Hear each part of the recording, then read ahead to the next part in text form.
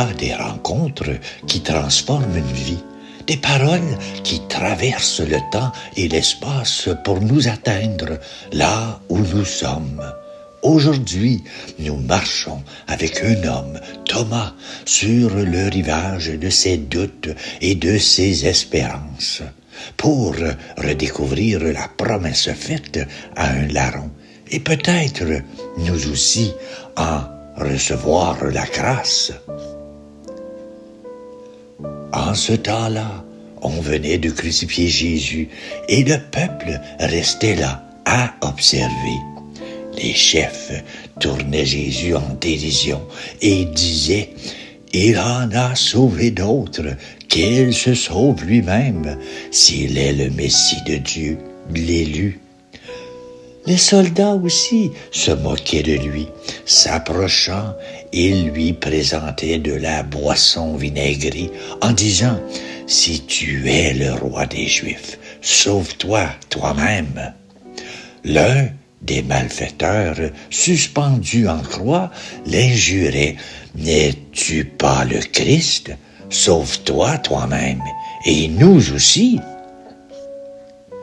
Il y avait aussi une inscription au-dessus de lui « Celui-ci est le roi des Juifs. » N'es-tu pas le Christ?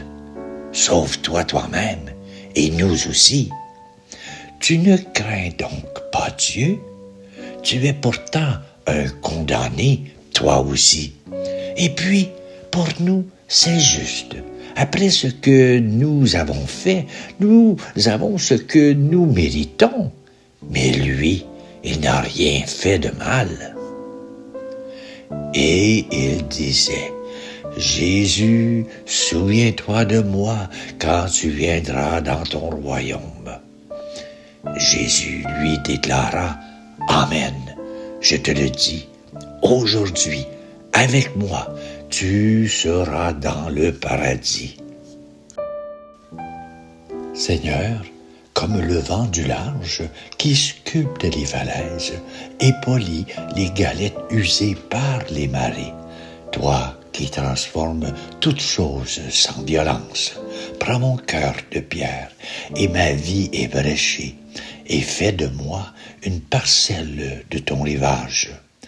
À l'image de ce larron qui, perdu dans ses tempêtes, a su reconnaître le calme en ton regard. Apprends-moi, quand grondent les houles du doute, à discerner dans le silence et le grand large ta présence plus vaste que tous mes orages. Je ne te demande pas de m'épargner la mer, ni d'aplanir le rocher du chemin, mais simplement, comme lui, dans la lucidité, de m'accrocher à la promesse de l'horizon et de trouver dans ma propre croix un lieu de rencontre.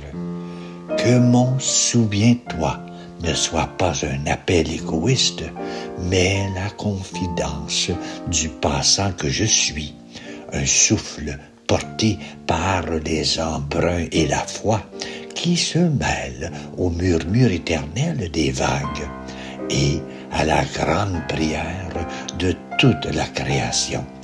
Et quand viendra le soir de ma dernière marée, que le soleil plongera dans l'immensité, dans la confiance et la paix de ton aujourd'hui, accueille-moi, non comme un étranger, mais comme ton larron, pour partager avec toi le paradis de l'instant éternel. Amen.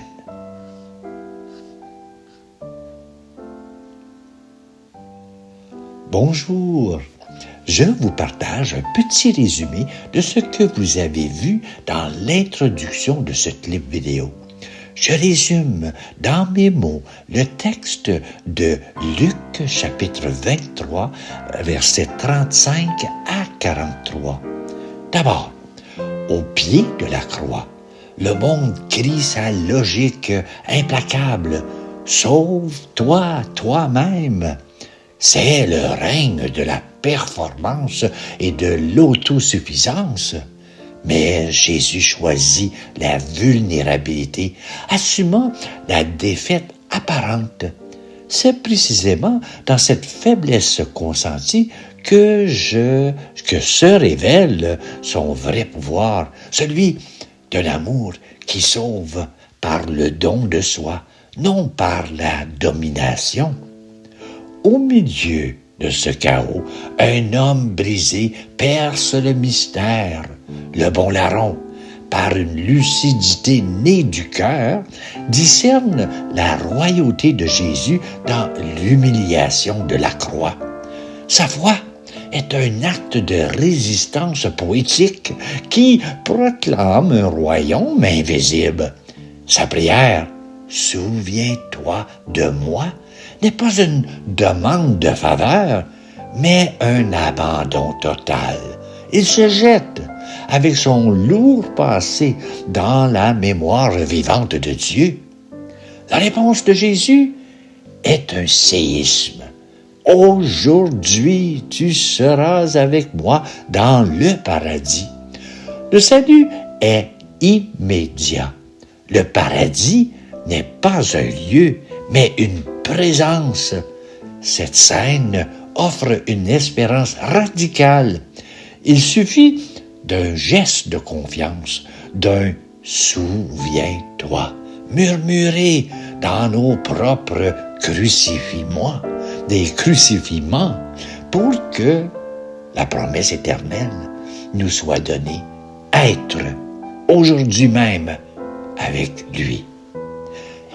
Et voilà, je te souhaite une belle journée.